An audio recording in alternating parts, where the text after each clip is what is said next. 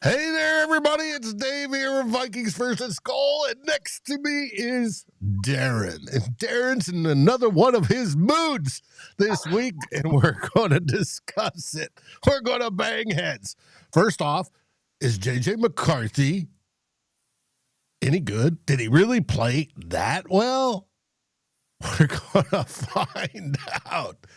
Then we're going to do some This Week in Vikingsland, talk about the trade deadline, how the Vikings did nothing, and what it means. And then we're going to, touch a little bit on the Ravens game. And then, of course, we'll go to Inside the Numbers with the Drewster as we preview the Vikings versus the Ravens. All next on Two Old Bloggers. Rock.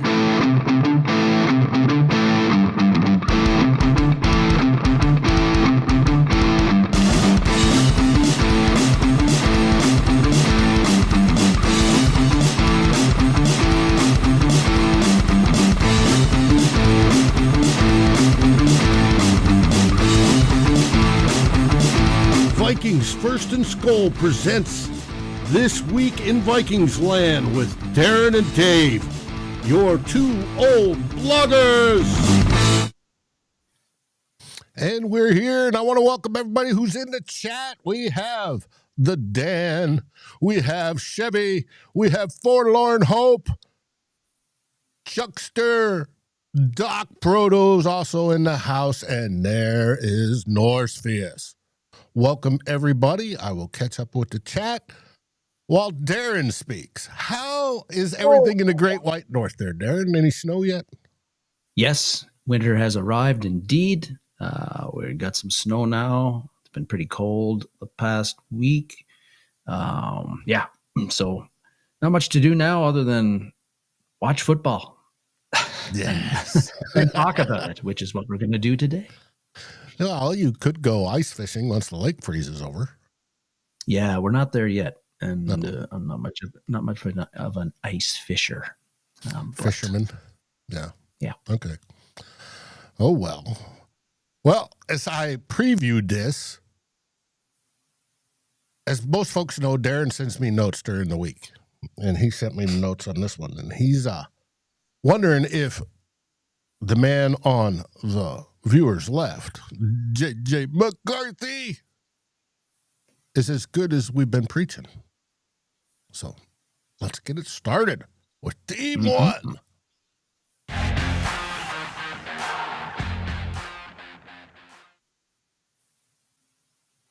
JJ McCarthy. Should have got the one with the mean mug look, Dave. Maybe that's later. But you got to talk about JJ McCarthy because we always do on this show. And with him having his third start, folks, it was, of course, we were all very interested to see how he was going to do last week. And I promise we won't every week do how did JJ McCarthy do this week, even though it's pretty important how he does each week.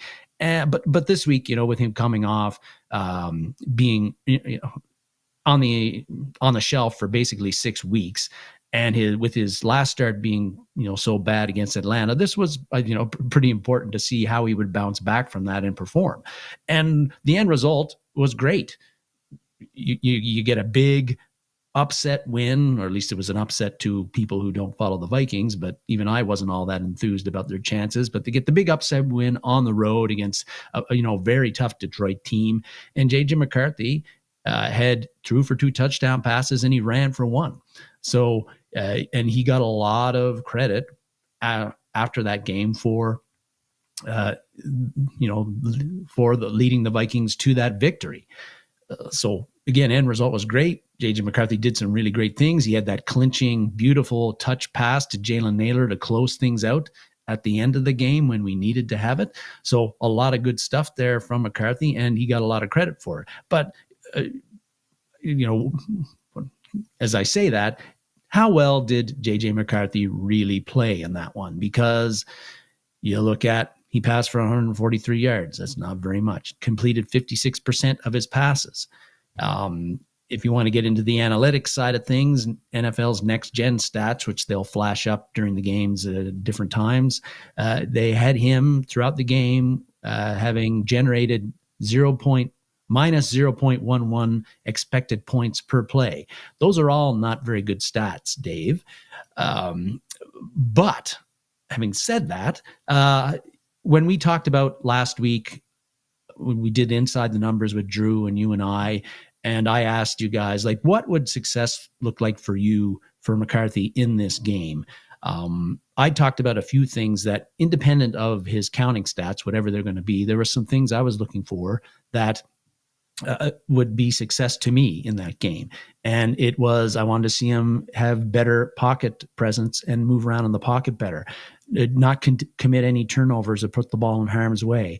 I wanted to see him get the, show conviction in his decisions and throwing the ball and get the ball out quicker. And also I wanted to see through all that the Vikings offense didn't get bogged down as much and have those multiple 3-and-outs that we saw in the first two games. And in this Detroit game, Dave, I feel that I saw that for the most part from JJ McCarthy. I think that, he was under a lot of pressure in this game at times. He did take 5 sacks, although they weren't all his fault. But I felt that his pocket movement and his ability to keep his eyes down the field when he was pressured, that he did that. I think that as far as showing conviction in his throws and being quick with his decisions and trusting his arm, I thought I saw that in this game. I think the 3-and-outs were much better. The Vikings only had 2 3-and-outs against the Detroit. Now they had a 4-play drive as well that didn't result in any points, and there was a 5-play drive that I think where he threw the interception. But overall, I thought the offense, again, that was a big improvement over his last start against Atlanta, where the Vikings had 4 3-and-outs, plus they turned the ball over 4 times, one on downs, one on a failed 4th down conversion, a couple interceptions and a strip sack. And then much better than the Bears game, Dave, where the Vikings had 8 3-and-outs in that game. So improvement there. Yes, he did have the 1 interception, but that was otherwise he didn't put the ball in harm's way at all, Dave, I thought. And even that interception, I don't know how Terrion Arnold caught that one. I mean, that was a really weird interception. And did he actually catch it? It looked almost like a simultaneous. So, yeah. But we know that New York has got it in for the Vikings this year. Yes. So they're going to give the tie to the defender. Yes. So. On the, as far as getting the ball out quick, he started the game doing that very well. His first 5 or 6 throws were about 2 and 1.5 seconds or a bit under. As the game wore on, that jumped up a lot, and he held the ball as long as 3.8 seconds on some throws. Again, some of that wasn't really all his fault. He hung onto the ball at times long because he was pressured and he was buying time with his legs. That happens. But he didn't quite succeed on the getting the ball out quickly as much as I would have liked. But again, when I take in all those things and the Vikings got a win, I think that there was, I was looking for progress in those areas, and I saw that progress from JJ McCarthy in this game. And so there's a bit of both good and bad there with McCarthy, Dave. But it's tough for Vikings fans, I think, because the guy we were showing there on the screen right now, whatever, for quarterback play for the Vikings since 2018, there was a certain level that we could expect. You can say a lot about Kirk Cousins, and both of us have on this show over the years, but with Kirky in there, you knew that you didn't have to worry too much about inaccuracy. Every game, you knew he was going to complete close to 70% of his passes. He was going to throw for 230 yards or so or more. He's not going to miss wide open guys. He's not going to sail balls too often. He's going to get the ball out on time and in rhythm most of the time. He's going to give you, a pretty good base level of quarterback play.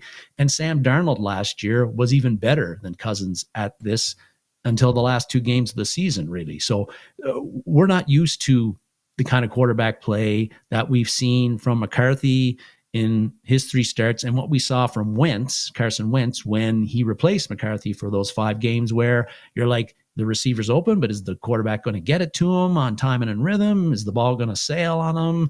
Is he going to keep his eyes on the field and all that sort of stuff? Those kind of struggles that we've seen from the Vikings quarterback play this year, that's not what we're used to. So, and then McCarthy, of course, we know, hey, he's in a second year.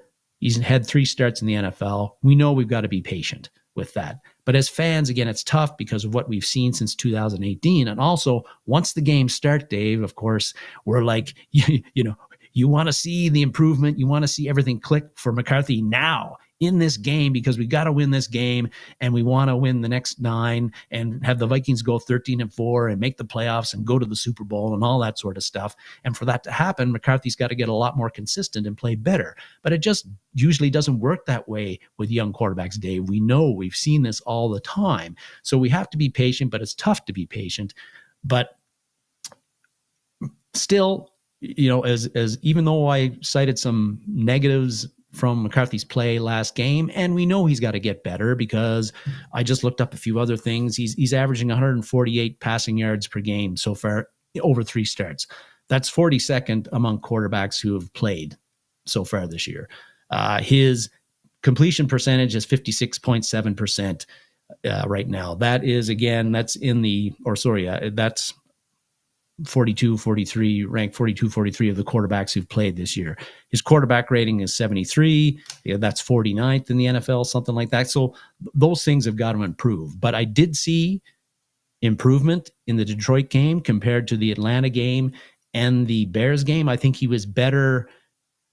He was better overall through the entire game than he was in any of those 2 games, where particularly, the Chicago game, he was pretty bad for 3 quarters and then lights out for 1. In Atlanta, he was pretty bad the whole way. In this game, I thought he was much more consistent. The Vikings offense was much more effective with him in there. He played better through all 4 quarters as opposed to just 1 or a couple of series. So I saw progress. I think that's good. Now he's got to build on that against the Ravens. And the progress we're going to see from McCarthy, I think, again, there's going to be ups and downs. There's going to be bumps here and there. But if we see that progress consistently, maybe it'll be for a couple of drives, or maybe it'll be for a full quarter or a full half, maybe even a full game at some point in time. But I think Detroit was a positive step for McCarthy, even with some of the blemishes, and he's just got to build on that against the Ravens. Okay. So style points matter. I think they do in some ways, because I don't think you can throw for 143 yards and complete 56% of your passes consistently and expect your team to win the majority of the games you're going to play. I agree. The production, as long as you're scoring more points than the opponent, you win the game. Now, he has a bunch of intangibles that play into this that some of the other quarterbacks do not have. It's the it factor. It's the driving, the infusing the whole team with enthusiasm and ready to go. All 3 phases of the team were behind him. His leadership seems to be top notch. Now, I saw a remark in the chat that there was no delay of game penalties this week, which was great. That's an improvement. And it is. But you have the whole haters group that says 143 yards. And there's the one dude that gets on, has the show, and he said, well, that's because KOC's quarterback guru. He made Cousins better and Darnold better. And in the first scripted plays, he had 140 quarterback rating. And then he had a 1 good 3rd down pass at the end. And that was it. And then in between, he stunk. Well, it's that in between. Now, there's nothing wrong with the beginning, and that 3rd down pass was a thing of beauty. It's that in between that we want to see improvement production-wise from him, and I think it's going to come. He's only played 3 games. Mm-hmm. And it takes a while. And I said earlier this week, would you rather have JJ McCarthy or Josh Allen after 3 games? Josh Allen took 30 games to get fixed in his career to become elite. JJ is in that process. And we all thought that when we drafted him, we'd expect growing pains and to grow through that process. We've seen improvement. You just mentioned it. Well, let's see him grow some more. Yes, and we are going to, as long as he stays healthy. But I think at least what I was getting at is that the over the top praise that some of it that I've seen about McCarthy for this game was a little bit over the top.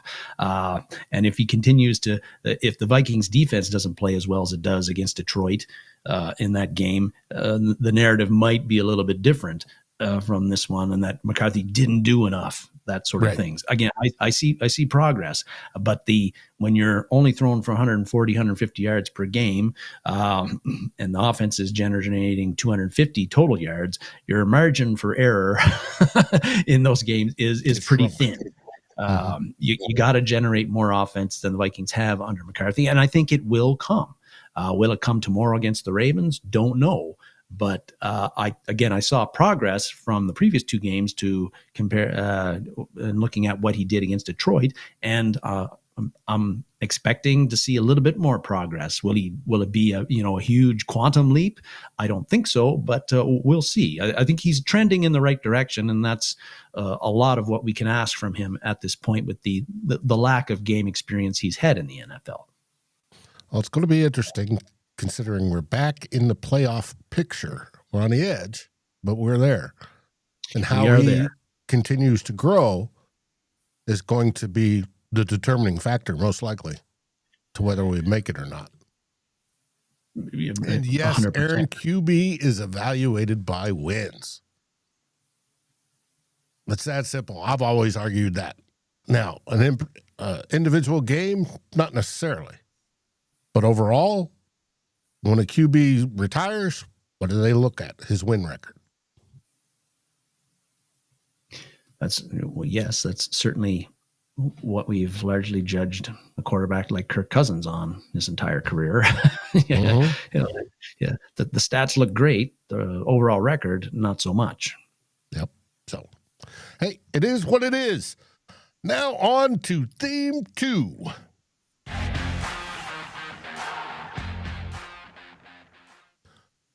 This week in Vikingsland. Yes, sir. Going to talk about a few subjects here. First one is the trade deadline came and went on Tuesday, and the Vikings were very quiet on that one. And should they have been quiet? I think fans, when this trade deadline happens and you see other teams make deals, and I think fans are kind of like, the Vikings need to do something. They need to do something, even if what they do doesn't help them all that much. So a bit of frustration there that the Vikings didn't do anything. Now, did Kwesi Adofo-Mensah, was he working the phones? I'm sure he was. Kevin O'Connell said he was. But it takes 2 to tango in these things, and maybe he couldn't find the right compensation for the player he was, or players he was looking for at that time. And this was I think, from what I've seen, remember from the past, this was a pretty active trade deadline, Dave, including 2 big blockbusters on that day where the Jets got rid of Sauce Gardner and Quinnen Williams, their 2 best players at this point. Maybe not shocking. And here I was a few weeks ago saying that Quinnen Williams wasn't going anywhere, Dave, and the Vikings had no shot. Probably had no shot at trading for him, and the Cowboys trade for him.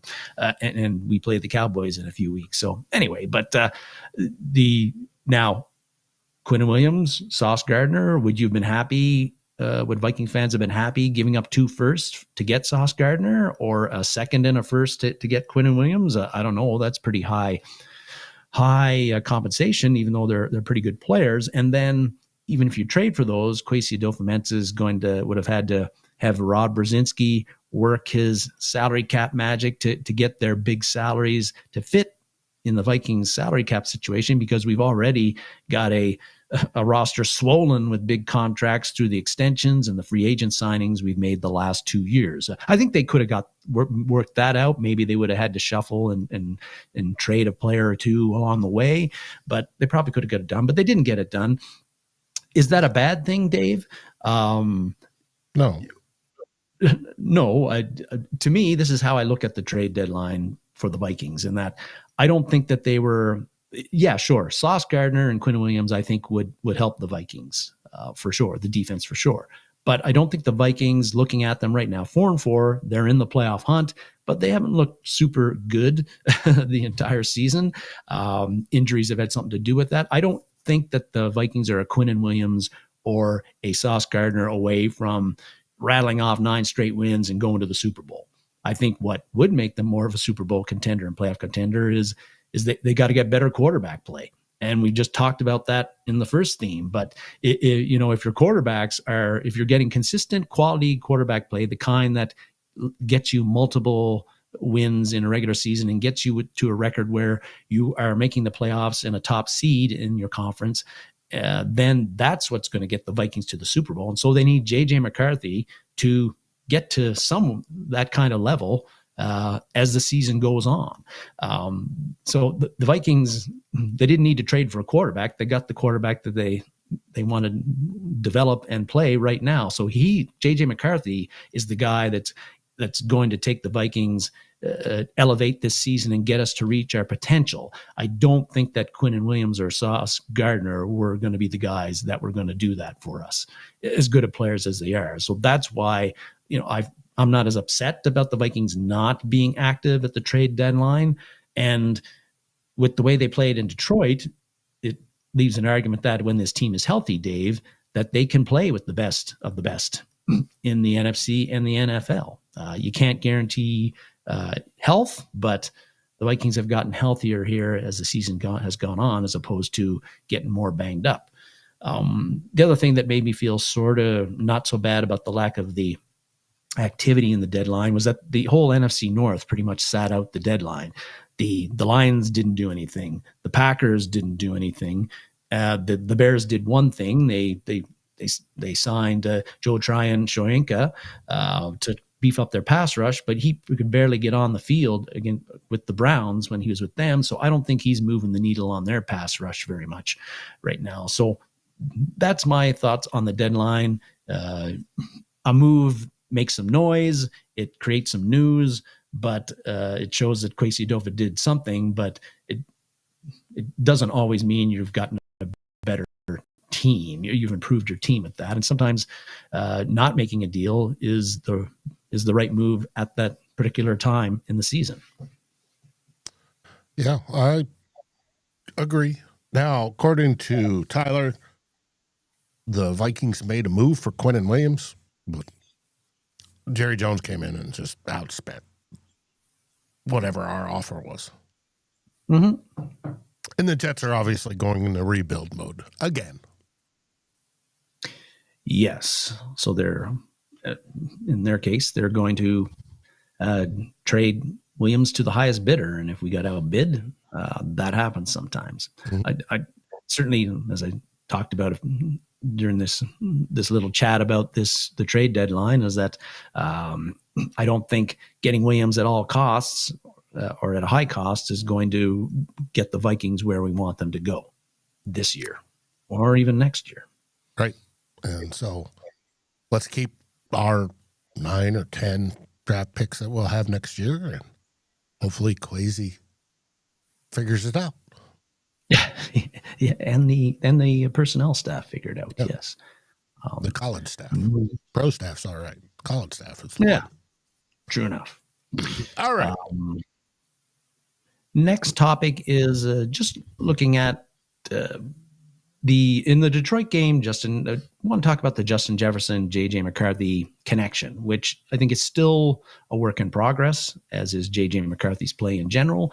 But against Detroit, in McCarthy's third start, Justin Jefferson had the most catches, 6, and the most targets, 9. He's had in any of JJ's 3 games as a starting quarterback. But the 6 catches only went for 47 yards. And That's not the kind of normal yardage totals that we've come to expect from JJ or Justin Jefferson, who's been around the 90 receiving yards per game average his entire career. So he's not had the targets or the touches, the targets or the catches and the receiving yardage that we've normally come to expect with JJ McCarthy at quarterback. It bumped up a fair bit when Wentz was at quarterback, but even with all of this, you've got Justin Jefferson. Right now he's on a pace to catch about 100 balls and just be around 1,400 receiving yards for the season over 17 games, which is pretty good, but somewhat below the elite production that we've come to expect from Justin Jefferson during his entire career in the NFL. And in the Detroit game, I think the reason this is that kind of up and down, herky-jerky production, I think, is something we're going to have to live with this season, because McCarthy's still working on getting the game experience.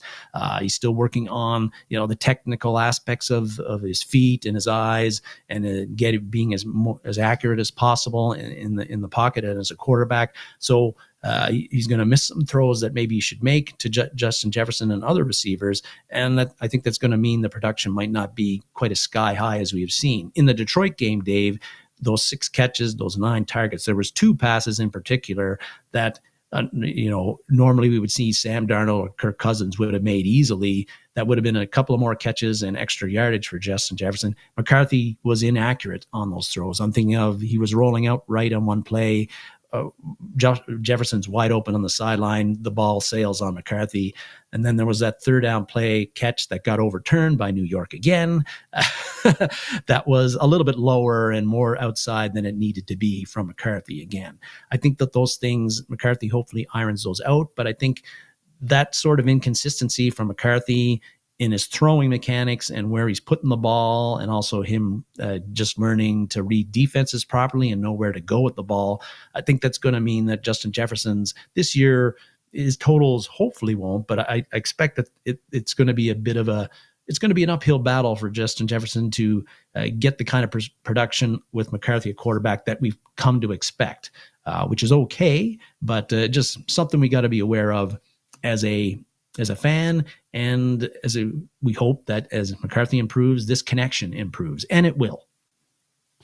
And it should. Now, you got to remember, Jets was out most of the preseason. Yes. And when McCarthy was in, and McCarthy built up the connection with Jordan Addison, and then we're seeing that to start to come back as well. It's going to take a little bit of time. It's like Northfield says, relax. It is what it is. And he's going to get it. And you talk about learning to read. When he took the dump off to Aaron Jones for the 10 or 11 yard gain, and then we see it was either Addison or Naylor wide open, streaking down. He realized it after he released it, and he pointed and says, yeah, that's my bad. All that's going to speed up. So I think we're fine. Absolutely. And there was a comment about Jefferson being a unicorn, which is true, and being the guy who puts the team first and not himself first. And that is a thing that really impresses me with Jefferson. And we've seen it this year a lot, even with the quarterback struggles and times where he's not getting the ball in spots where he normally would. You're not seeing frustration from him, at least not on the sideline, not after the games. And when your best player is taking that kind of attitude in a tough season, I think that's very important for the Vikings and very important for his young quarterback to see that the star isn't crapping on me because I've made a few mistakes and missed him when he was open. Yes. That's not going to help his confidence if Justin Jefferson is on the sideline like Terrell Owens would have done back in the day, or somebody like A.J. Brown does now, where they're like reaming out the quarterback or sulking somewhere on the sideline because my boy didn't get me the ball on that play and I was wide open. Exactly. Justin Jefferson doesn't do that stuff, at least not that I've seen. Well, I think Justin Jefferson is a gem. So. Mm-hmm. Now to the next wonderful topic of yours. Yeah, I'll come up with some good stuff eventually, someday, Dave. But Dirty off season. Yeah, that's right. Yeah, but or once we win the Super Bowl. Yes, but I wanted to talk a bit about just one thing that will help with the connection between McCarthy and Justin Jefferson and help them complete more passes as a duo is sacks. Like right now, the Vikings have given up 33 sacks through 8 games. That's a pace for 70 sacks for the season. And that would be the most the Vikings have ever given up in franchise history since they started counting sacks as a stat. And if you're wondering what's the record, and this isn't a record you want, what's the record for most sacks given up in a season by the Vikings? That was that great 3-13 season with Les Steckel as the head coach back in 1984 when the Vikings gave up 64 sacks, which is a lot. They're on pace to eclipse that. Now, yes, the quarterback play is factored into that this year so far. The offensive line injuries have factored into that so far. But if you look at Kevin O'Connell's time as a head coach since 2022, giving up sacks have been an issue every season. In 2022, his first season, they gave up 47 sacks, the same amount of sacks they gave up in 2023. And then last year, with Sam Darnold at quarterback, they gave up 49 and then another 9 in the playoff loss to the Rams in the final game of the season. That's not good. Now, so sacks have been a problem every season that Kevin O'Connell's been our head coach. The question is, what is the issue here? Is it just poor offensive line play? Is it poor offensive coaching from the offensive line staff? That's Dave. That's probably where you're going to pin a lot of it on. Is it the quarterbacks just not being mobile and enough to get away from some of the pass rush, or holding on to the ball too long, or that sort of stuff? It's probably, is it KOC's offensive system in that the plays that he's calling in general require the quarterback to hold on to the ball a little bit longer than other quarterbacks do? Perhaps it's a combination of all three. But the point is that Kevin O'Connell has not been able to fix this issue, and we wonder when he will. If you think that it's the players and not the coach, which is certainly an argument to be made. One little stat to point out is that Sam Darnold, who took all but one of those sacks last year and is now at Seattle, he has only been sacked 9 times through 9 games in Seattle. So, with a rookie guard who's playing outstanding, by the way, and what was supposed to be a weakness on their team, the offensive line, he's only taken 9 sacks. And I bring up the sacks not just as this unsightly stat, but we know sacks are drive killers, Dave. We know that it's a negative play. Often it happens on 3rd down, on a money down. And I don't think that the Vikings, if they continue on this pace and don't get this rectified and improved, it's going to be hard for them to win enough games and have the offense be effective enough to get to the playoffs, because you've got so many negative plays game after game after game that are piling up because either your quarterback's holding on the ball too long and taking sacks unnecessarily, or the offensive line isn't picking up the stunts and isn't protecting JJ McCarthy enough to prevent those sacks. So they got to get this cleaned up, and they haven't been able to do it the entire time that Kevin O'Connell has been head coach, although this year is far, far worse than it's been the previous 3 years. But they got to get better at this, and it's been a challenge for Kevin O'Connell to get this problem corrected in his entire time as a Minnesota Vikings head coach. Yes, it has been. I wonder why.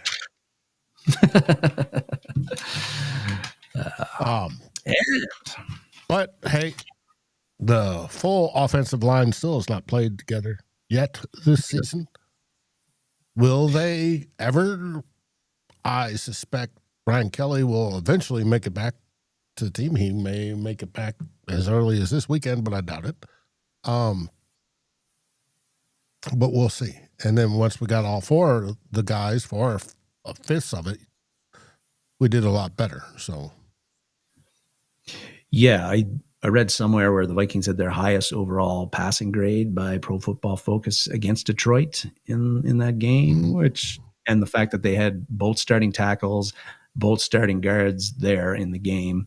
And then you had Blake Brandel, who's now in his fourth game as a center. So maybe he's getting used to the third. I think he was. Yeah, he's getting better. So like he's getting a little bit more acclimated to the position, perhaps. Then maybe there is his elbow in and certain techniques that centers must use he wasn't used to doing. So there is reason for hope there. And if Kelly gets back and can not have issues with the concussions when he gets back on the field, that should, the offensive line, provided can stay healthy, that should help even more with the pass protection and the run blocking too. Speaking of run blocking, we're going to switch sides of this game and talk about a major run blocker for the Ravens. Yeah. Now, Drew Bunting, the fabulous Drew Bunting, is going to have his Inside the Numbers and talk Ravens Vikings here in a couple of minutes, but I want to touch on it too. And I want to bring up what I think is going to be an X factor in this game for the Ravens, and that's Patrick Ricard. And if you follow football closely, you know that Ricard is the starting fullback for the Ravens. You also know that the guy is listed at 6'3" and 300 pounds. So he is a load to deal with when he's on there. And the Ravens use him frequently as a lead blocker on run plays for King Henry or as an extra offensive lineman in other instances. I bring up Ricard as an X factor because we've talked this season. One of the big frustrations for Vikings fans has been the Vikings run defense, which we've said has been bad. I think after 8 games, probably more accurate to say they've been inconsistent, because they have actually, when you look at the Bears game, the Bengals game, the Eagles game, and last week against Detroit, the Vikings defense really defended the run well on design run plays. I'm not counting the plays where a quarterback is passing and then scrambles on a fire drill type deal and get some yards. But actual run plays, the Vikings stuffed the run pretty much in all 4 of those games. And some of those teams are, particularly the Eagles and the Lions, generally are run the ball really effectively. But then they've also had the 4 games where they've gotten, obliterated pretty much by the run game, particularly against the Falcons and against the Chargers. And in those games, Dave, I think what those teams did was they went with heavy personnel a lot of the time on offense, and where they brought in an extra tight end and sometimes a fullback, and they had 1 or 2 extra big bodies on the line of scrimmage and just mowed over our front 7 and just kept on doing it because it worked. Well, Ricard is one of those guys who can do that, Dave, at 6'3" and 300 pounds. If looking at how the other teams did it, look at the Falcons game, they've got Charlie Warner. He's listed a tight end. He's basically a glorified offensive lineman. He's listed at 6'5", 250. In that game, he had like 56 offensive snaps against the Vikings, which is way, way more than he normally plays in a game, and he was in there as blocking all the time. If you look at the Steelers game, the Steelers didn't rack up as many rushing yards as the Falcons or the Chargers did, but they ran very effectively, and they got Darnell Washington listed generously at 6'7" and 270. He probably weighs 10 pounds more than that now, maybe more. He played 91% of the offensive snaps in that Steelers game, way, way more than he does in most games. Again, they used him as an offensive lineman, and they played him all the time. And the Steelers had an immense amount of success running the ball. We could not stop them. I think largely because of a guy like Washington. They just couldn't deal with him blocking all the time. And against the Chargers, that game that we don't want to remember, but is instructive, the Chargers used a guy called Scott Matlock. He's a converted defensive lineman. He's listed at 6'4", 290. He's a fullback for them. He played 41 offensive snaps, was about 56% of the offensive snaps. Normally, he's playing about 28% of them. Again, they used him as an extra blocker, offensive lineman. He bullied the Vikings defensive front 7 when he was out there, and they had a lot of success running the ball. I'm sure that the Ravens, Todd Monken, has noticed this, and now Ricard had a calf injury and he missed the first 6 games. He's played the last 2. They've been easing him into the game. He had 14 offensive snaps his first game back, 21 against Miami in his second game back. I expect that the Ravens are going to use Ricard a lot in the first half to see if the Vikings can handle him as an extra blocker like they couldn't do against the Falcons and the Chargers in particular and the Steelers. And if the Vikings cannot deal with Ricard, cannot get off his block, I think that the Ravens, with Derrick Henry and whoever else they hand the ball out to, they're going to have a lot of success running the ball, and that is not going to be good for the Vikings defense and the Vikings in general tomorrow.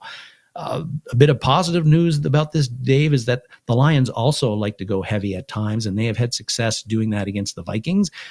Brock Wright is basically their Charlie Warner, a glorified offensive lineman, 6'5", 250, 260.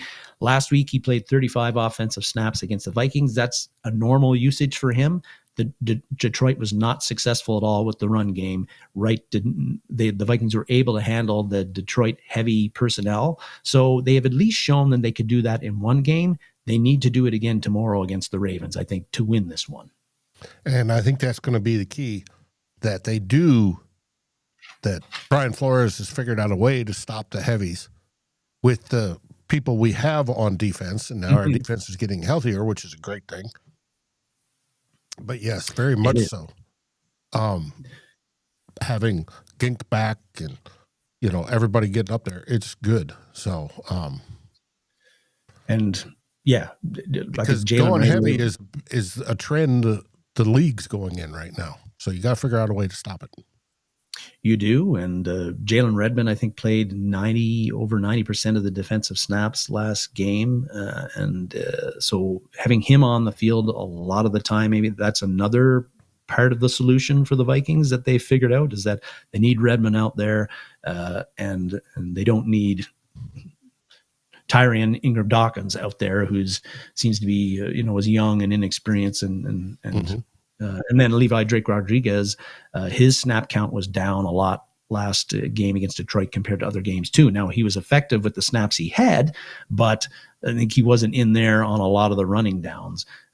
Redmond was in there all the time. Jonathan Allen was in there all the time. And they also used Eric Wilson as an outside linebacker in that game. He's more known for being a tackler, run stuffer than a pass rusher, although he did that pretty well against the Lions as well. But yeah, like you said, Flores had to find a way to counteract this. Maybe he has come up with a formula that will work. Let's hope so. All right, that ends theme 2. What comes after theme 2? Theme 3, baby, inside the numbers. And how about that? If I hit the right button, it may work.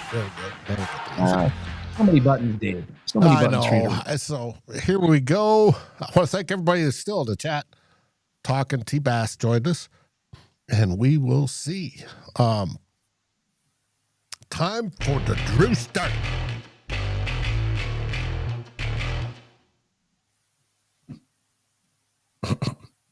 How you doing, Drew? Hey, dudes. Great to be here. Thanks for having me. Looking forward to breaking this game down today. Had a lot of fun researching the Ravens. First off, hello to everybody in the chat. Like I said, smartest football fans I know are the ones that are on this show. All right, something just fell over. That's okay. Don't worry about it. The enormous amount of ice fishing commentary has blown me away. I don't know the first thing about ice fishing, but I've been watching the chat. I feel like I could go ice fish tomorrow, which I've never done. But Danny Henneman, great football fan, he had mentioned something about if you go ice fishing, drinking was the first thing he wrote. That's probably real key to sitting there in the ice, freezing cold fishing. So I want to say thank you to everybody out there. I feel like I'm much more knowledgeable on the ice fishing scene. Good to see everybody. Raymond, Northfius, the great Northfius. Who else we got in there? Mike James, never seen him before, but he had a lot of good comments. The great Chevy Chase, the great Doc Proto, and now T-Bass is joined. So getting to know some of you and your comments. You guys do a great job. Good theme so far today as we lead into this Ravens game, you guys. How about my take on JJ McCarthy. Here's my take on evaluation of quarterbacks. evaluation of a lot of positions, but mainly quarterbacks. I go 40 games. 40 games is my limit. The first month into the third season of playing is when I really start to do the evaluating. I let them get 2 full seasons and then a little bit of a start into season 3. I will evaluate. Up till now, you don't know. You think you know, but you'll never know. There's going to be, inaccurate passes. You know who's throwing inaccurate passes after 5 seasons? Dan Marino. It's always going to happen. Quarterbacks are going to throw shit balls into the dirt. It's going to happen. But I go 40 games. But I'm not here to talk about my evaluation of quarterback process. I'm here to talk about the Ravens game. I just thought I would throw that out there because, it's a good example you can use for today? Bo Nix. Bo Nix is 30 games in? Now, he's had a very up and down. Last year, kind of sketchy at the beginning, had a really good second half of the season. Now he's kind of been up and down this season. You kind of start getting a feel for what they're about. But JJ McCarthy, after 3 games, you don't have it figured out. Nobody does. But Nix is a guy you can look at and go, you can kind of start filling out that evaluation sheet on Bo Nix, which I think he's at 30 games or something. He's not quite there. It's second season. Yeah. Okay. Well, after this season, he'll have 34. He's 17 plus that was their 10th game Thursday night. Yeah. So he's at 27 starts. He's coming up. So you add another 13 starts to that. I think you can get a really safe evaluation of Bo Nix or anybody else, but they need that. I don't think you could do it below 40 games. And, you talk to Thor Nystrom is kind of like on the same pattern for his evaluation of quarterback. By the way, if Thor Nystrom wanted to be the GM tomorrow, I would give him the job. That guy does some great football takes. Thor Nystrom. Put up that picture of Kwesi one more time. Can you put that up? Said and done. Hold on. You have that? I can find it. I noticed. No, it had to be that same picture. If you don't have it, that's fine. But I'm going to say that guy's aged a lot in 2 years. Oh, yes. No, seriously. 2 years ago, he looked like that actor, that Don Cheadle. What's his name? Don Cheetah? Oh, no, you're right. Yes. Yeah. Don Cheadle. Now look at that picture Dave put up. He looks like Grady from Sanford and Son. He's on his way to being Grady. Look at him. That's what being a GM does to you, Darren Campbell. Yeah. Which is exactly. Yeah. High stress job. Too. Which is why Darren stays so young. He just sits up there and ice fishes and plays tennis. That's why he thinks young. Kwesi is on his way to. I mean, look at that picture. That is terrifying. Okay. Let's get to this big game. Here we go. 4-4. Vikings Ravens. Ravens are 3-5. After my research and going back and looking at all their games this season, the Ravens are the best 3-5 team I've seen in the history of NFL football that I've been watching for 55 years. They are a damn good team right now. They weren't before, but they're right now. These two teams have only met 7 times, Darren. Last time was in 2021. Baltimore has never won here in Minnesota. They've only been here twice, but they lead the all-time series 4-3. All those players are either dead or gone, so it doesn't matter. But maybe the Vikings can level that up and make it 4-4 come Sunday, the home noon kickoff, which I like the noon kickoffs. Ravens, favored by 4.5, which is fine by me. I love being the underdog. There's something about an underdog that inspires, as proven last week. Am I right, gentlemen? Mm-hmm. Let them have the favorite. Let them be the favorite. Let them be the favorite. That's fine. Over under 48.5, I'd probably play the under on this. Huge game for both teams. Baltimore was 1-5 when they didn't have Lamar Jackson, and they were missing 14 starters. They were 1-5. They've gotten Lamar back. They've won 2 straight games, and if you watch that game they played against the Dolphins, they dismantled and killed them. They kicked the Dolphins' ass in that game. That wasn't even a football game. Completely dismantled them. They're going to take over the North. They're going to win the AFC North. They'll be there at the end, the division winner. You can count on Baltimore, very well coached. They got the players. They got stars at all the positions, and now they're healthy. There isn't one guy on their injured report. Mm-hmm. And like I said, back at week 5, they had 14 guys on the injury report. They still don't have Matabike, which is a big guy in the center of their defensive line. Really big guy, Darren. He made a lot of big plays for him, so they're not going to have him. He's out for the season, but everybody else, look at that graphic Dave made. See, that looks like Kwesi right there. Look at the guy in the graphic. Okay, How about the new look, new energy Vikings, people?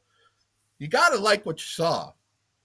And you guys went over a lot of details in your theme about JJ McCarthy. Very well done. Great knowledge, lots of good info. For me, I can simply say the team looked different. Energy-wise, they looked like they're on a different level, a lot different level in that Chargers game. JJ's not solely responsible for that, but they had a different feel to them. The Vikings had a different swagger to them.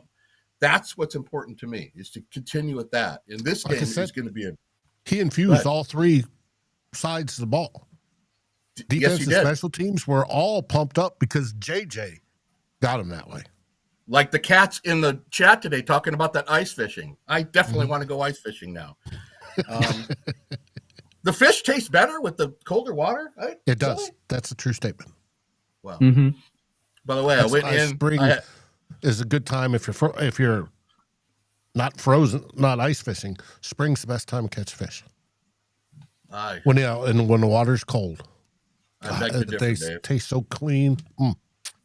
Summertime in San Diego in 1985 was the best time. Okay. Right.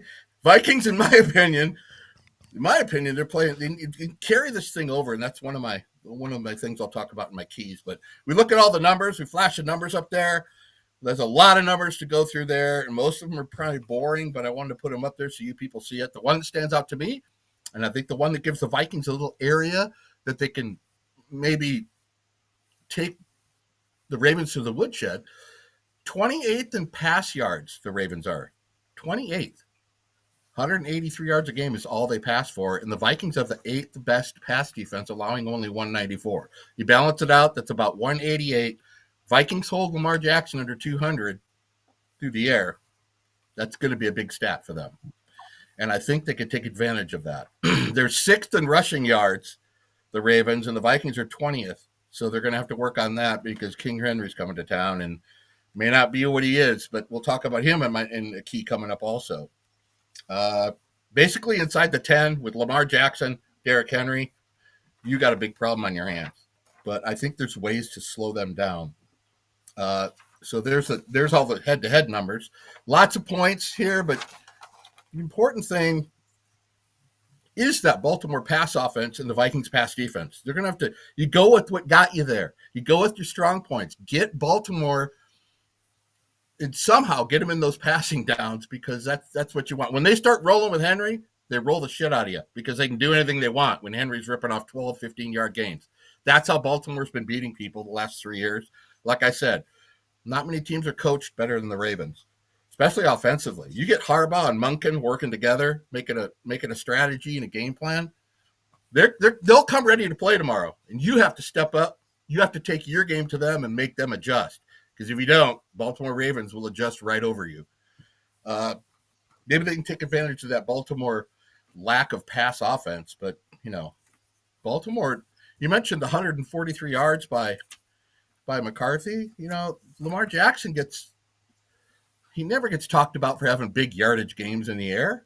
No, he doesn't. No, nobody cares if he gets 143 because he's so dynamic on the field. So, not saying McCarthy is Lamar Jackson, but there's different traits and different intangibles that quarterbacks and players have where you don't really notice it, but maybe the Vikings can do something there. Let's get my first key. Letdown. I don't want to hear a letdown. I don't want to see it. Speaking of letdown, I went out of my studio. I made this acoustic riff, right? Mm-hmm. I thought I was proud of it. I thought it was like Stairway to Heaven or something. I went out, I played it for my wife. What do you think of this? And I played this acoustic riff all the way through, all the bridge, the chorus part, and everything for the acoustic. She said, it sounds like dust in the wind. And I said, okay, it sounds a little like dust in the wind. I guess I could work on it. She said, it sounds like Kansas. It sounds like dust in the wind. Stop riding Kansas's coattails and come up with something on your own. Wow. So you better. That's what I'm talking the whip. You talk about letdown. I sloughed back to my shoulders gone and got back to the studio and made myself not want to write something like dust in the wind. But here we go. Letdown. You just try to help you, Drew, with a little constructive criticism. That's what gets me through. Is her constructive criticism gets me through day to day. Motivation. Yeah. Let down. God, I hope not. Week 1, the Vikings had that big emotional game in Chicago. Remember that? Remember that finish? We were all high as a kite the next day. We were not feeling as we were higher than kite, ready getting into that. And then the Falcons game came, and at the end of that, we felt as useless as a pitchfork in a pool, as my uncle would say. You're not doing much good down there at the bottom of the pool, or maybe a chocolate-covered teapot. Those don't work very well. But they came in the next week and got their asses kicked by the Falcons. They got owned in that game. They have to somehow sustain the level of energy going into this game and realize we can't do what we did in the Chicago game heading into the Falcons game. Football, all teams are good. All teams have good players. It sometimes comes down to, you guys know more than ever, kind of attitude you got entering a game. Are you ready to play? Are you ready? That game's over with. Are you ready to move on? Or are you going to go back to how it was? You remember that big win in Buffalo? Remember that win in Buffalo when Josh Allen fumbled on the one and Peterson picked off the pass at the end of the game? You remember that game? Remember how great we felt after that game? What happened the next week? I believe we played the Cowboys the next week, didn't we? We did play the Cowboys, but we didn't. We didn't play in that game at all. No. We got our tits licked and got hammered. Big tit licking coming from the Cowboys, 40-3, because we were all thinking, oh, look at this team. We all got into, the Vikings got hammered that game. That wasn't even a game. I think that game was actually the post-game, Dave, when we said get better. Remember that show? I think we did a show together after that. Well, I'm sure we did a show. It was Chris Gates. Maybe Chris Gates was on there. I can't remember. And, they got their ass kicked. But they were wearing primetime purple, if I remember correctly. They're wearing the primetime black and blue at the end of that game because Dallas. Mm-hmm. It was Dallas too. Come on, it was Dallas. Yeah. Practice. We're not talking about game. We're talking about practice. Mm-hmm. Practice, man. Not a game. Last year, week 17, very big emotional win from that team from Wisconsin. You remember that? Mm-hmm. And then they went to play the Lions. What happened there, Dave? They got walked over. 31. There's 2 examples of what can happen the next week, and that was a big emotional win against the Lions. That's a huge win. That game against the Lions was as big as that Buffalo win in my book. They had to have it, and they got it. But you got to follow it up. And you're not following it up playing Carolina or something. You got probably one of the best teams in the AFC coming in. Baltimore's 3-5, but they're not. Believe me, they are not a 3-5 team. That puts me to step 2, key 2. Doesn't sound like dust in the wind. Completely different. Key 2, stop Lamar Jackson. Wow, there's an exciting key. Something we don't know. It's no secret. If you watch football, you know what he does. He's the stir and the drink. It stirs the drink for the Ravens. Look at that time he was out. They were terrible. Cooper Rush, they couldn't do anything in the air. It was all about Lamar Jackson. Very, very dangerous player. Best running / versatile quarterback probably in football. We've all seen him play. I don't need to break down his game into percentages and everything. You already know if you watch football what this guy can do. Now the Vikings clamped down and stopped Jared Goff by pressuring him in the middle and getting him off his mark. Completely different animal this week. You got to have a different game plan altogether because Jared Goff ain't going to run for anybody's business. Lamar Jackson has designed runs. Lamar Jackson will roll out, and when he decides the pass isn't there, he takes off, and he's the best in the business doing it. You have to have a plan against Lamar Jackson. You have to. Your lane integrity has to be different than what it was the following weeks, the past weeks. You got to stop him. Let Lamar Jackson. Lamar Jackson is your key point to making mistakes and letting the game get out of hand because he will get you out of hand really fast. I mean, it's almost like, I know Flores is thinking about this, maybe overload one side of the defense. Let him see the overload. And then that way he'll be more apt to flush to the other side, but have a plan to have a Van Ginkel or somebody, a Metellus or somebody on the other side ready to meet him there. That's kind of the plan, is to get in his head, maybe overload one side of the defense to get him thinking Allen take off to the right when the overload's coming from the left. Things like that. And Flores should be able to come up with something. Flores did very good in Miami playing against Lamar Jackson. Flores knows what to do. Can the guys get it done? But I am very, very, very glad to have Van Ginkel back for this game. Yeah. We're not going to beat them without Van Ginkel. I don't think. Watch some tape on Van Ginkel, guys. It's so impressive. It's so impressive. The instincts that guy has. People say he's always around the football. How does he always be around? Because some guys feel the field better. Van Ginkel knows where these plays are coming all the time. He's just tremendous at that. And he's really undersung hero on this team. Van Ginkel and Redmond are the best defensive players on this team, if you want my insight on that. I think those are the two most important players on the team. But Van Ginkel, we're very, very key to this game come tomorrow. It is tomorrow, right? Dust in the wind? Okay. Yes, it is. Maybe make them overcommit to one side or the other. That's one trick. Flores has a bunch of tricks.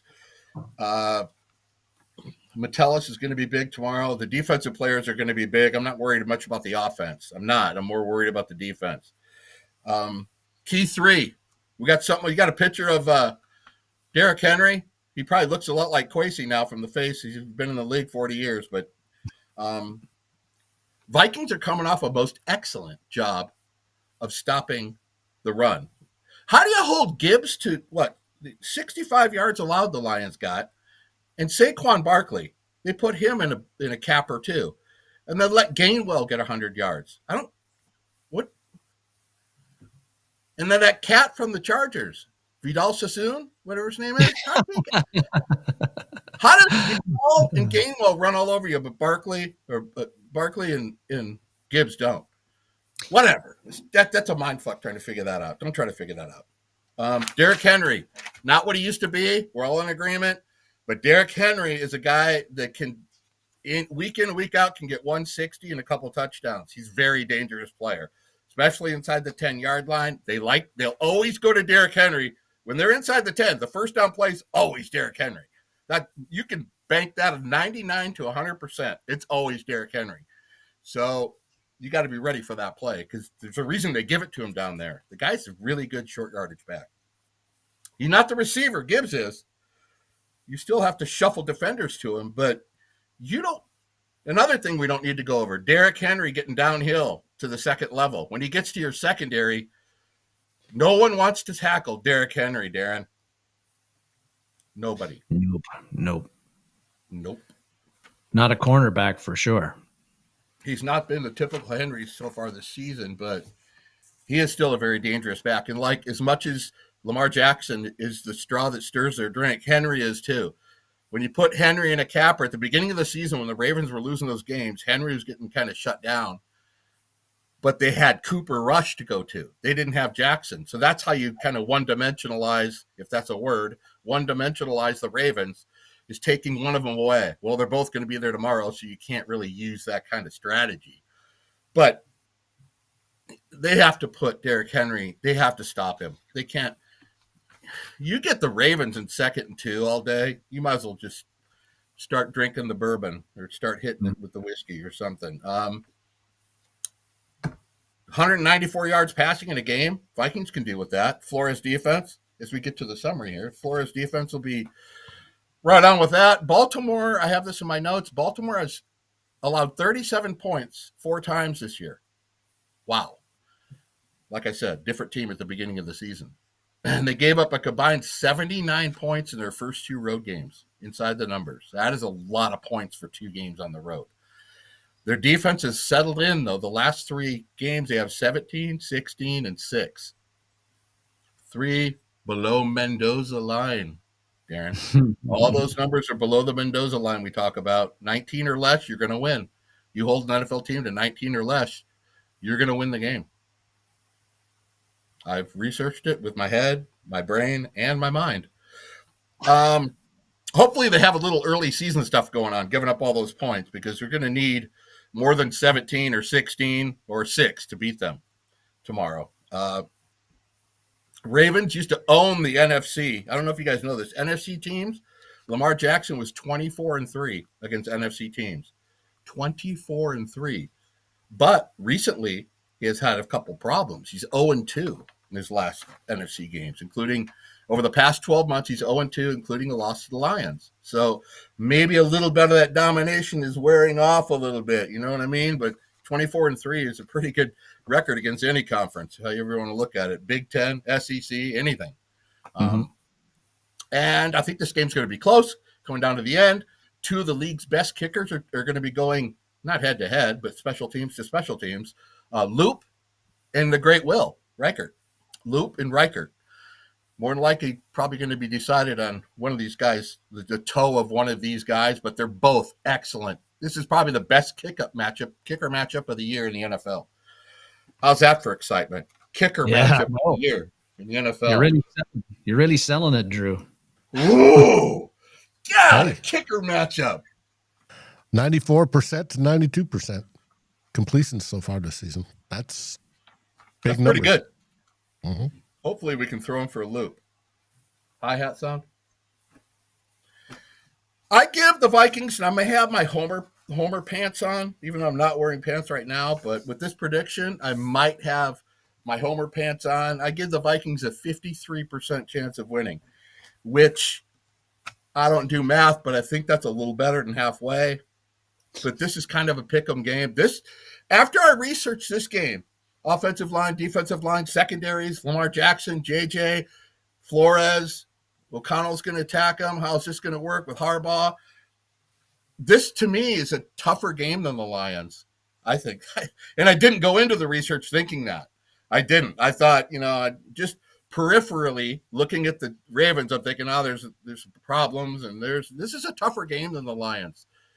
This is a tougher game than the Lions, but I didn't give them much of a shot against the Lions. I'm giving them more of a shot because they sold me on that Lions game. But will it be a letdown, guys? Are they going to let down and come out? And by halftime, Darren sending me messages with a bunch of F-bombs on my Facebook saying, what the hell is wrong with this team? Is that what it's going to be? Or are they going to continue to play hard and ice fishing? Ice fishing. It's unbelievable how much I've learned about ice fishing today. Okay. I have an over-under. Remember last week we did the over-under? And you guys each gave me a prediction, and I said the winner gets a prize. I came in and cleaned the studio later that day, and I threw that paper away. That's good because my picks were crap. I don't remember what they were. I threw the paper away, which completely killed the segment. Now you know why Vikings Report failed, folks. I threw it away, but we're going to call it even. We're going to call it preseason. We'll call that preseason, and I got a new set for you today. You in the chat, give me your over-unders. I will go back and write them down, and I will keep you in the loop. Not the kicker loop, the loop for this show. JJ McCarthy, over under 217 passing yards. And I won't lose this sheet. Winner gets bourbon or whiskey. 217 yards. Over under JJ McCarthy. I'm going to go with a hunch and say over. I was going to say over as well because he's going to want to prove himself at home in U.S. Bank Stadium, unlike the Cincinnati game or whatever game. So that's Atlanta over? game. Okay. The Atlanta game. Yeah, he's going over 217. It'll be the most production he's had all season. People are go nuts. Okay, I'll add all that in later. Okay, Mason. Mason, Aaron Jones, and JJ McCarthy, total rushing yards, over under 110. I'm going to say over. Over, yeah. Even with Jones's toe. Is he playing? He's questionable. Questionable. I suspect he'll play. He'll give it a shot. The question is, what's wrong with his toe? He's been here. I mean, it's a shoulder. Go into the game with the ice pack wrapped around him. He might as well enter the game with the ice pack. He's got 2 injuries listed: the shoulder, which they said he could have played last week, and the toe was the new one that popped up. Okay, not a difference maker. But you say over for all 3 of them? Over. Over. All three over 110 yards, yes. By the way, the over last week, I remember that. I wrote that down. The Vikings, one of the reasons they won is they were over. They were over on the prediction of last week's rushing between those three, I think. Okay. Justin Jefferson, receiving yards, over under 90 tomorrow. Toughy. Tough. Darren, Yellowknife. What do you say, Yellowknife? Never been to Yellowknice, but I'm going there. Oh, man. My heart says over.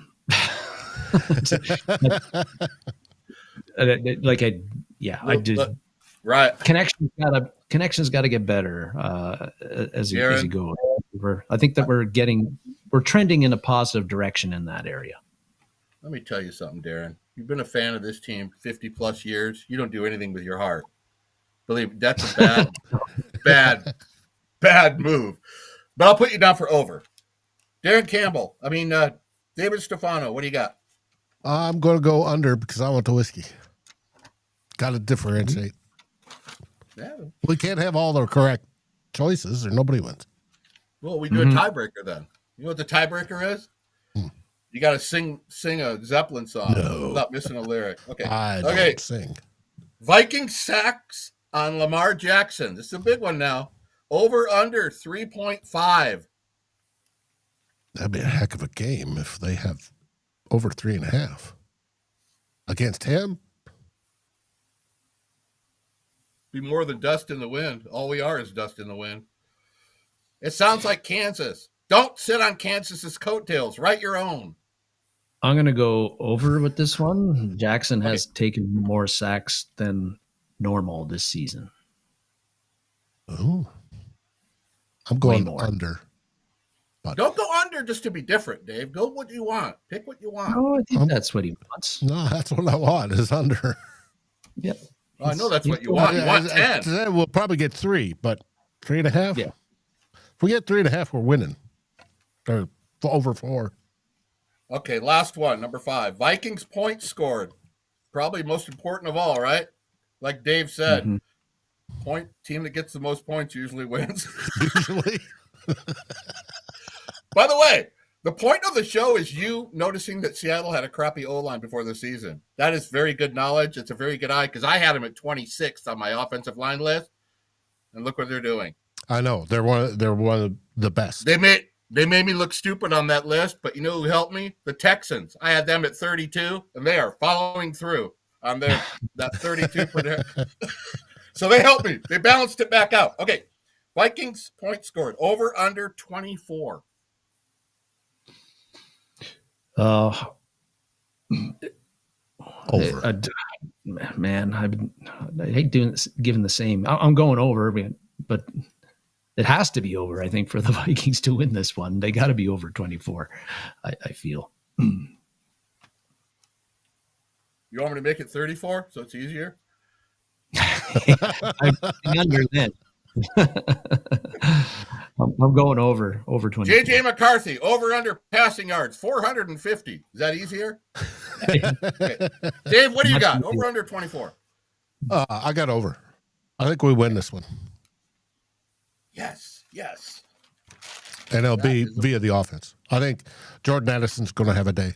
Jalen Naylor will have one.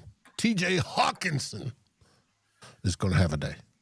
That reminds me. You know why Seattle? You guys mentioned 9 sacks on Darnold. You mentioned that?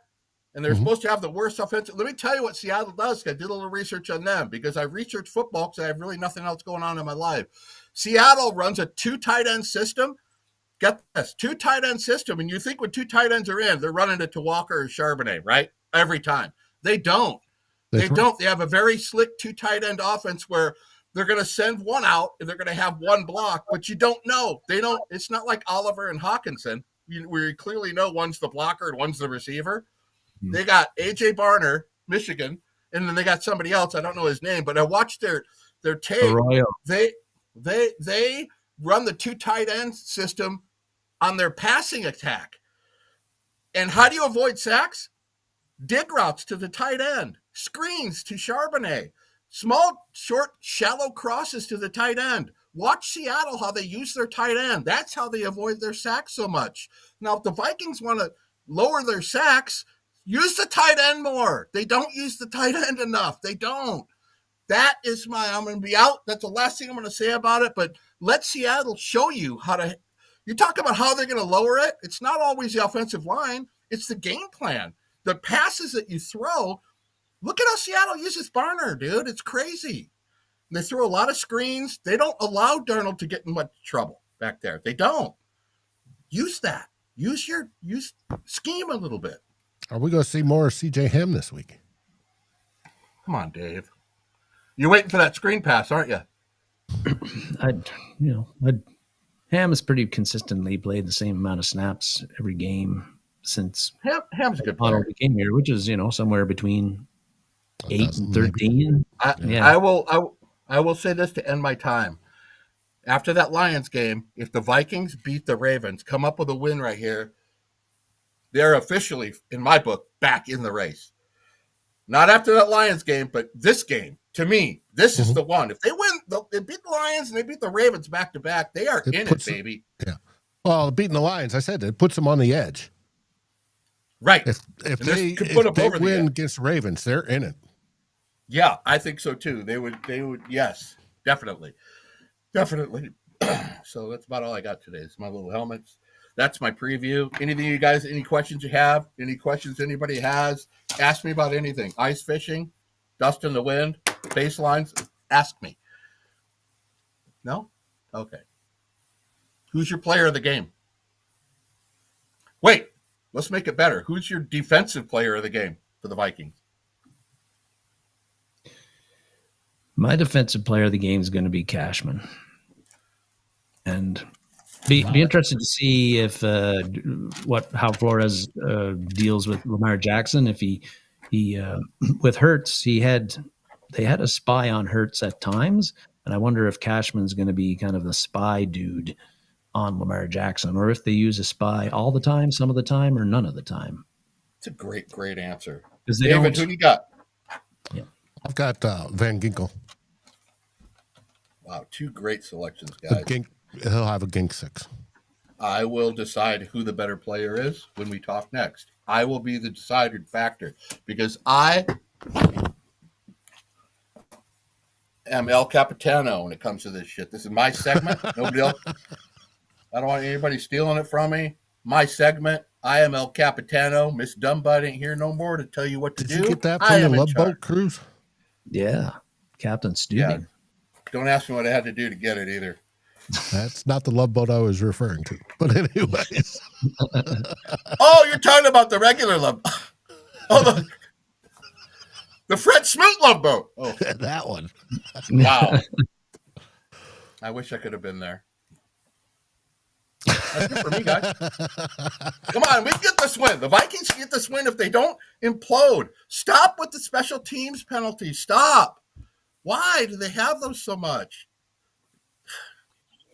Yeah. Don't make it hard on yourself every week. I was watching a bit of the Dolphins-Ravens game again this morning just to get a flavor for, because again, the Ravens only gave it, 6 points in that game or whatever. But first downs and yardage was very even in that game overall. Like the second half, the Dolphins committed 3 turnovers. And that, again, they could have been a much different game if they hadn't had a couple of fumbles and an interception. So turnovers, of course, always matter. Like you said, self-implode. Turnovers is one of the ways you do that, and a lot of penalties. I think Vikings can play a cleaner game. They will definitely have a shot in this one. And you're right about Baltimore being a really good 3-5 team. Look at their schedule. The first 5 games they played the Chiefs, the Bills, and the Rams, and they lost all 3 of those games. They had a tough sled early in the season, and some of that was even without Lamar. They're healthy, and they got Lamar back. They're a really good team. Yeah, we're 2 teams in the league that have getting healthy instead of getting hurt. That's true. When you Which watch could be the perfect Ravens timing for play, both teams. The Ravens are the team that gets those huge splash plays without even, they're not by design. They just seem to get the Lamar Jackson rolling out. You don't know what he's going to do. And then safety comes off his coverage to try to get him, and he throws it to Flowers 40 yards down the field. That's what they do. They do things like that every week to every team. And I know it's kind of the catalyst of it is off of what Lamar Jackson does. But they seem to get those big plays, Dave, that kill teams. They do. They get, you're going, oh my God. You seem to have them in check. All right, Raydan. He's answering the chat. Thanks to Evil, by the way. You seem to have them in check, and all of it, it's like good, like Darren mentioned, the Dolphins are hanging with them. Then Henry runs 60 yards, and you're going, oh, shit. So limit those huge explosive plays. They're going to get their yards, but don't give them. When Lamar Jackson's out of the pocket, he can throw it. Don't just think he's going to take off and run. He can throw it. And for God's sakes, when they're inside the 10, cover that friggin' Andrews guy. Every time I watch a Baltimore game, that guy has 3 touchdowns. Cover that son of a bitch. Cover him. Yeah, they're sick of listening to me. They don't want to listen to me anymore.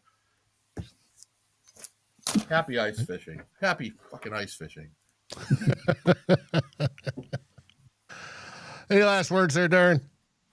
None at all. Drew's fired up. Good to see you. I know Drew's fired up. What do we say? SKOL! SKOL Vikings, baby. Thanks for watching. SKOL Vikings. What kind of bait do you use when you...